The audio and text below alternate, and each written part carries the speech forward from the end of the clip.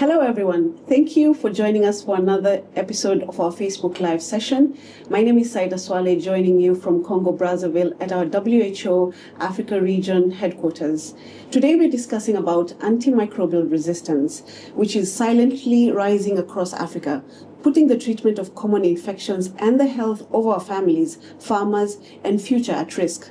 In this Facebook Live discussion, we will unpack the growing challenge of AMR in Africa, why it matters now more than ever, and what we can do together to stop this invisible pandemic. With me is Dr. Walter Fuller, Technical Officer with the AMR team from WHO African region. However, I will allow him to introduce himself. Welcome. Well, thank you very much for having me. It's a pleasure being here, actually, for us to talk about AMR. My name is Walter Fuller. As you said, I'm from the AMR team. I'm one of the AMR technical officers in that team, focusing specifically on antimicrobial stewardship, education and awareness, and One Health. So, thank you. Yeah. Thank you very much. So what is antimicrobial resistance, or many of you like to call it AMR in simple terms? Yes, antimicrobial resistance. When we talk about antimicrobial resistance, what we are simply meaning is that the bacteria, the fungi, the virus, or the parasite has been able to teach itself or to learn how to evade or resist the drugs that were previously used to control or to kill them. When this happens, we say there is resistance, hence the word antimicrobial resistance, because we are talking here about not just bacteria. They can be either bacteria, fungi, parasite, or virus. Thank you very much. And how do these germs become resistant to medicine like antibiotics? I know you've explained it, but are you able to expound further? Sure. One of the things is that normally this is a normal evolutionary process. By this I mean that bacteria, fungus, parasite, or virus have it in them to be able to adapt. This is a process of adaptation. But what happens is you and I, through some of our bad habits and practices, are helping to accelerate the rate at which this happens. And how does that happen? For example, you're sick, you go to the doctor prescribes you some medicines, you go to the pharmacy, it is dispensed, and then you come back home and the doctor says, take this for, let's say, 7 days. You take it for 2 days, you feel better, and then you stop taking it. But what you are doing by doing that is, yes, you've been able to kill some of the bacteria, but those that have survived have been able to learn how to evade those drugs the next time around, or to even be stronger, so that the next time around it is actually difficult to kill them. Also, you and I, sometimes we have leftover medicines. The next time you're sick, you have feel the compulsion to go and take it and use it without even consulting a health professional.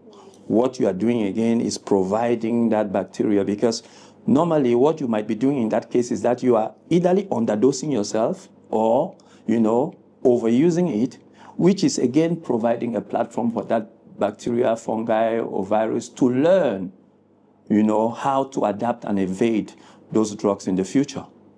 Also, one of the common areas is also the abuse of these medicines. You have a cold, for example, a viral cold, and the next thing you feel, the instinct is to go for antibiotics. Yes. No, we shouldn't do these things. So these practices, even in our farms, the farmer knows that I have this livestock, but I want to protect it because I don't want it to die. And so the first thing they do is they go for these antimicrobial medicines as a preventative measure. But what you are also doing is creating a breeding ground for resistance. And so these are some of the ways through which we get this acceleration and what we call antimicrobial resistance. Thank you very much. And why should we care about AMR, and how does it affect our health? Why should we care? You've mentioned that either we are misusing or abusing, but why should we care? You and I should care, because When we engage in these bad habits or practices, what you and I are doing is we are degrading these very powerful tools that are the cornerstone of our healthcare and of modern medicine.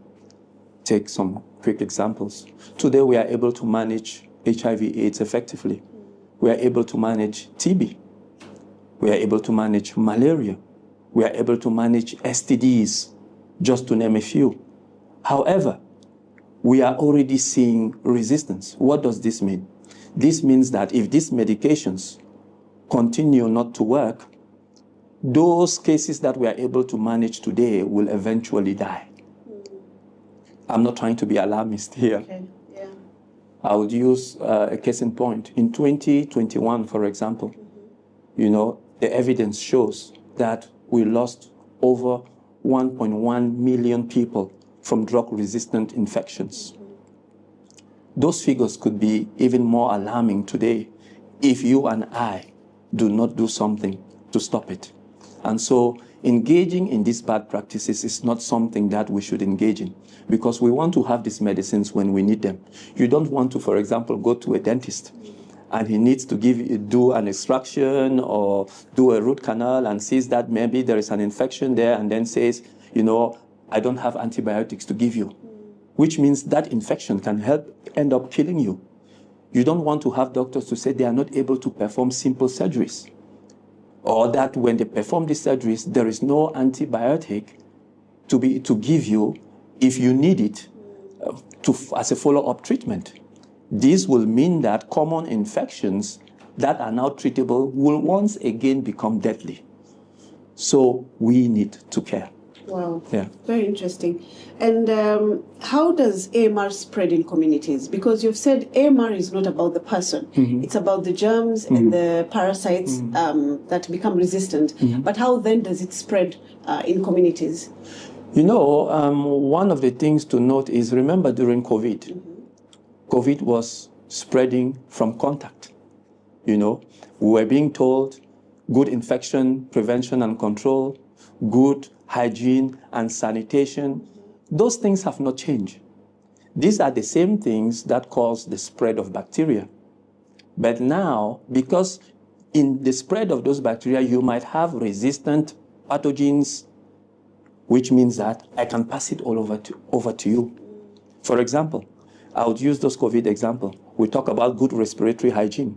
Let me say you have pneumonia, and you're sitting beside me and you are not even closing your mouth and you're just coughing anyhow. And then I get it. I might go to the hospital and they tell me that I have drug-resistant pneumonia. And I got it from you. Simple infections, even STDs. They are drug-resistant STDs, which means I can pass it over to someone if I am not protecting myself, if I'm not doing those things that I need to do to prevent, the transmission of infection. So that transmission chain, we need to break it. We need to first try as much as possible to prevent infections. Because the rate and proliferation of infection from one ecosystem to another and between, you and I is something that causes this problem. So good sanitation and hygiene becomes very paramount. Whether it is between humans, good water systems becomes paramount. In the animal sector, good animal husbandry to ensure that your animals don't get sick in the first place. Good biosecurity measures. These are all things that are critical, because if not, the spread of infection, bad wastewater, residues from manufacturing plants that seep into our communities, and then now these bacteria, sit in those wastewater, provides a breeding ground for them to acquire the capacity to become resistant in the future. So infection proliferation increases and our bad habits, the selection pressure for resistance. By this I mean the ability for this bacteria to continue to learn on how to evade these drugs later on. Okay. Interesting. So what would you tell families and local communities on how to prevent AMR? I know you mentioned good hygiene practices, but what more can you tell them about how to prevent or how to have good AMR practices? When we talk about good AMR practices, I told you that one of the major things is this misuse and abuse of medicines. That means the inappropriate and irresponsible use of these medicines.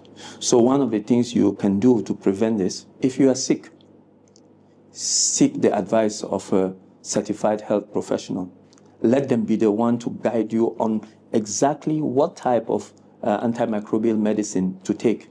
And when they prescribe the course of action, follow that course of action to the end. Don't feel better and stop. Also, don't self-medicate. This is something that is very important. Just because your brother was sick last time and they gave him this and you are sick now, oh, let me borrow from what you had. No, these are all practices we need to avoid. For the farmers, please use other measures. There is vaccination, good biosecurity measures, good water systems, hygiene and sanitation, very important for all of us. We need to be able to engage in these practices to ensure that, first of all, we break that transmission cycle that causes the proliferation of bacteria and the potential increase for hotbeds for resistance. Very nice. Okay, and when it comes to the African health systems,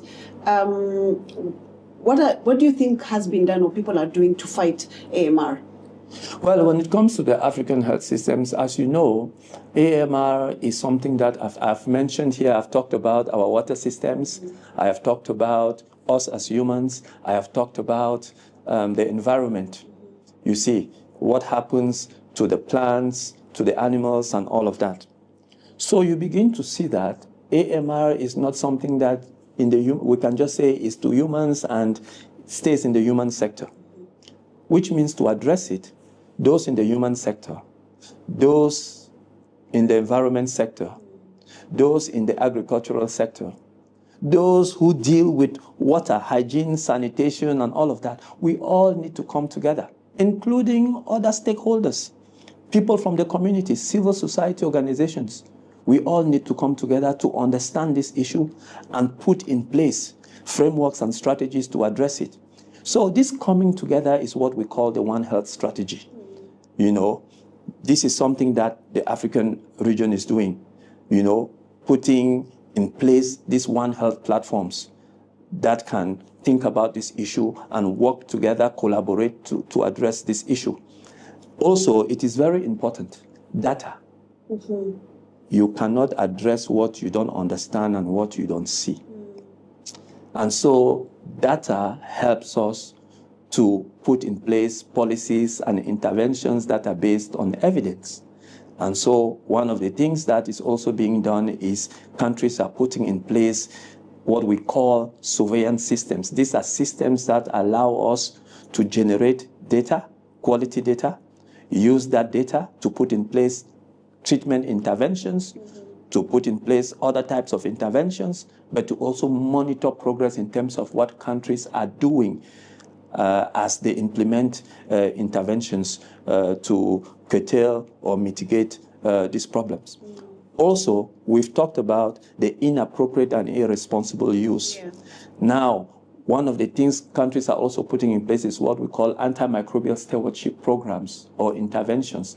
These are interventions that ensure that you and I, doctors, and all who are involved in this are using these medicines appropriately and in a responsible way. So what are some of those things? They can be the development of treatment and clinical guidelines. They can be the development of IPC and WASH strategies or strategies to prevent the spread of infections, to ensure that we have good water and sanitation systems. Now we also have what would I say? Regulation. Regulation is very important. We've talked about people going over the counter and purchasing these medications. We don't want that. So we want AMR-sensitive regulations, regulations that will ensure that you and I can only go to an authorized professional to get these medicines. regulations that ensure that we combat substandard and falsified antimicrobial medicines and remove them out of our supply chain.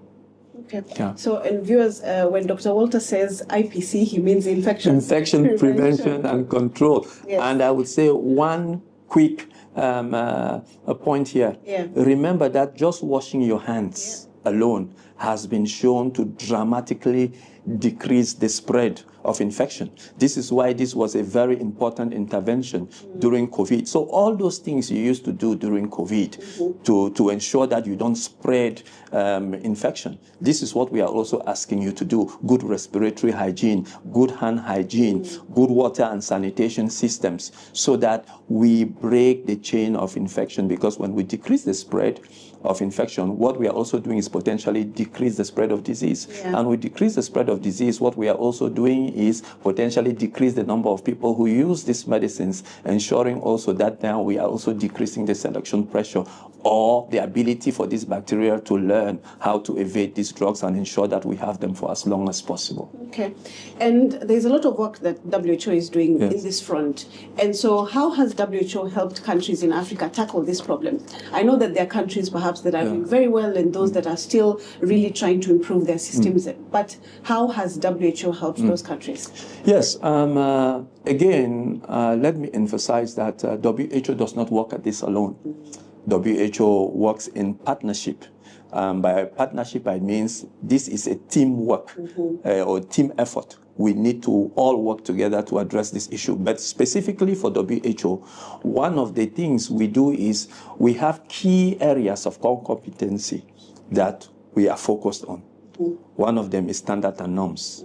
When I talk about standard and norms, what I'm saying here is that you have rules. We help countries to develop rules, guidelines, and benchmarks that helps in terms of consistency in doing things. Okay. You see. So we also have, what you will do is we also provide technical assistance to countries. What do I mean by technical assistance? For example, the training of frontline workers, the doctors, the nurses, the physicians, the pharmacists, the allied health professionals. These are the people who are the frontline workers. We need to give them the tools, the evidence, the knowledge to be able to work in addressing this issue. But also, when we talk about technical assistance, it's not just training and capacity building, it's also in the area of working with the countries to help them put in place those systems, those surveillance systems that helps them to develop the data, gather the data, and then use that data to inform interventions and then to monitor the progress in terms of what they are doing. Yeah. So also, we just talked about partnership during the previous question. This is that area of teamwork.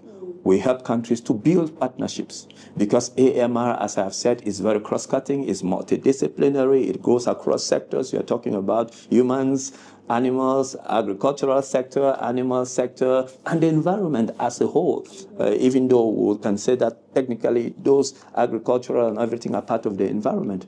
But bringing all of these people together, bringing people from the civil society, even students, faith-based communities, to come together and address this problem. This is part of that partnership building at the country level when we talk about a partnership. But at the regional level, we don't stop working with our colleagues from the Food and Agricultural Organization, from the UN Environment Programme, from the World Organization for Animal Health, and other regional partners and UN agencies such as the Africa CDC. Okay. Yeah. All right. To almost wind up this discussion, I would want to know what is the single most important thing we can do right now to stop AMR when it comes to the public, health professionals, and also policymakers? Yeah. Before I go to that question, I also want to highlight one important area which is critical to this. This is the research and innovation area that WHO also focuses on. WHO has developed a global research agenda on AMR.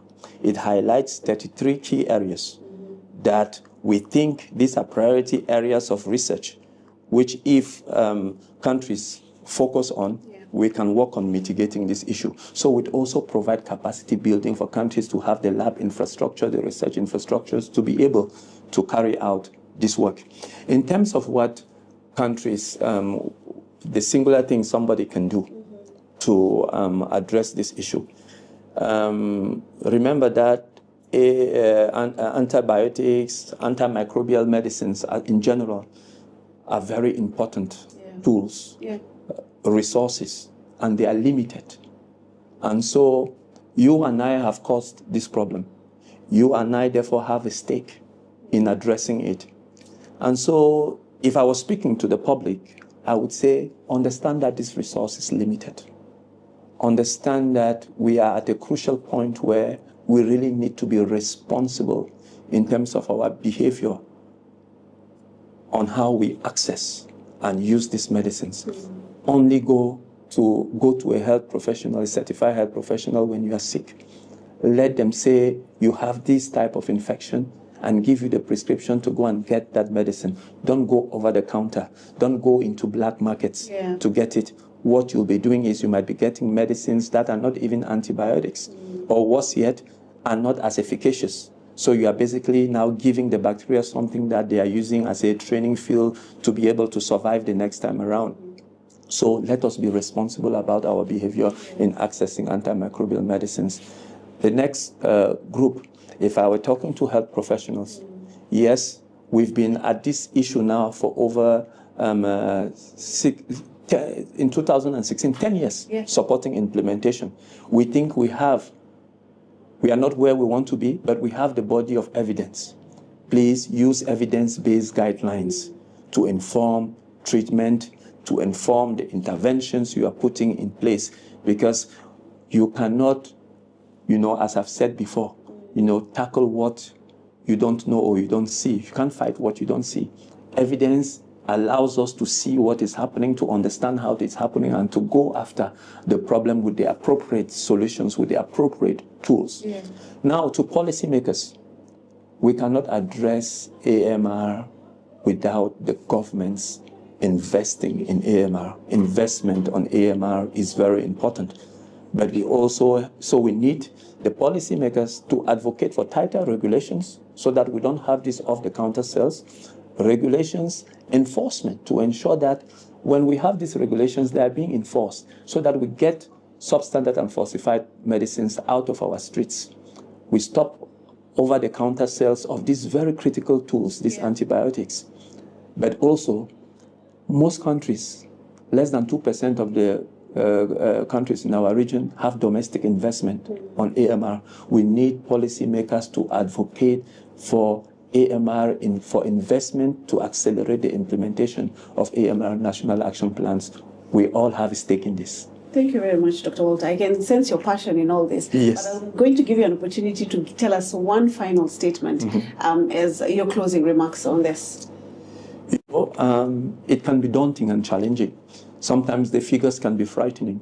But I want everyone to know that truly, we have a stake in preserving antimicrobial medicines for as long as possible. Nothing is too small in terms of action. You just saying that I'm going to make sure my environment is clean is something you're doing. You saying that I'm not going to go through that shop and get medicines without a prescription any longer is something you are doing. You washing your hands every time you leave the bathroom or every time you've touched certain things that you know are not appropriate, to ensure that when you greet the next person, you are not passing something over, is something you are doing. You closing your mouth or your nose when you are sneezing and then cleaning after yourself very well is something you're doing. So there is something each and every one of us can do to address this issue. So let's get at it and let's get to work. Thank you very much. Thank you for joining us today. Let's keep the conversation going, just like Dr. Walter mentioned. Share what you've learned with people around you, your community, your friends, your families, and let's do our part to protect the medicines we rely on. My name is Saida Swale. Until next time, thank you very much.